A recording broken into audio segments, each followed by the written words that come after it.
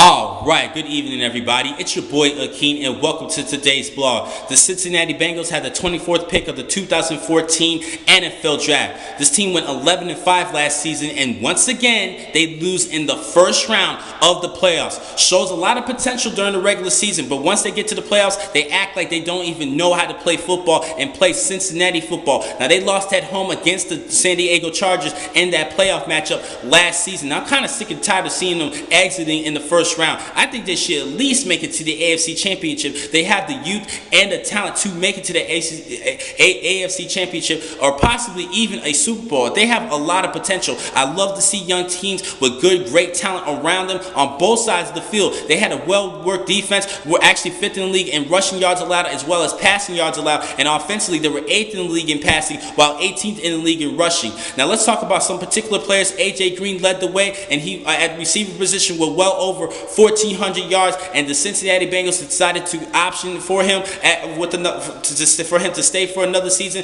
to work on a long-term deal, a big-time contract with this star receiver, Pro Bowl caliber player. He's a great player overall, and they definitely showed a lot of interest, and they have a lot of faith in A.J. Green. But I think a target that I need to be talking about is Marvin Jones, the player opposite of A.J. Green. I think he is a decent receiver who has the potential to become a great number 2 target with A.J. Green as a good tandem, because he worked well at Cal with Keenan Allen while he was at a Golden Bear. But I think he could do the same for the Cincinnati Bengals opposite of A.J. Green. Now, he showed a little bit of spark last season, a couple of good games, but he needs to step it up this year, as well as Mohamed Sanu. I think these two players just need to step it up. They're great young talent, and Cincinnati might even look for a wide receiver with their picks in this year's draft, down in the first round. Now, with the offensive side, they can use a good pulling guard to help out the running game. They're actually 18th in the league in rushing last season, so they could probably use a good pulling guard as well as possibly a wide receiver, but I don't think they're going to go wide receiver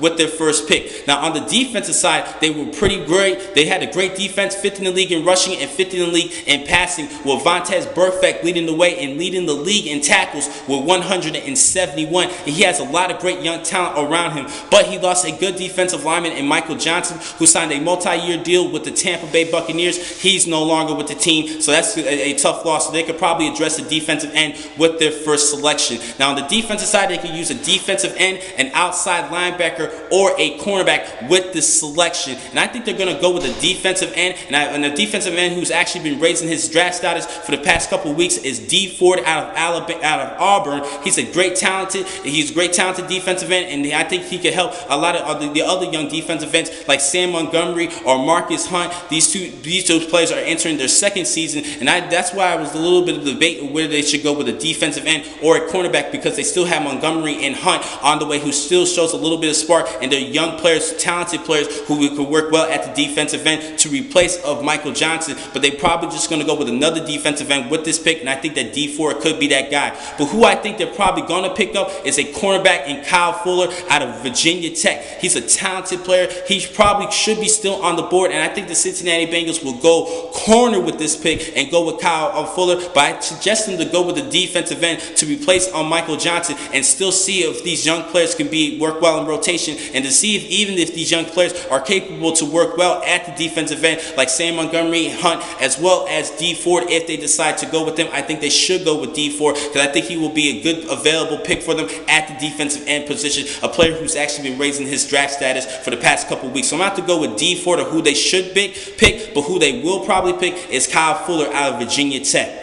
Now, the next time I'm going to catch you guys is tomorrow to talk about pick number 25 belonging to the San Diego Chargers. Thank you for watching today's blog. From Pro Football Exclusive, I'm your man, Akeem McCall. Be easy.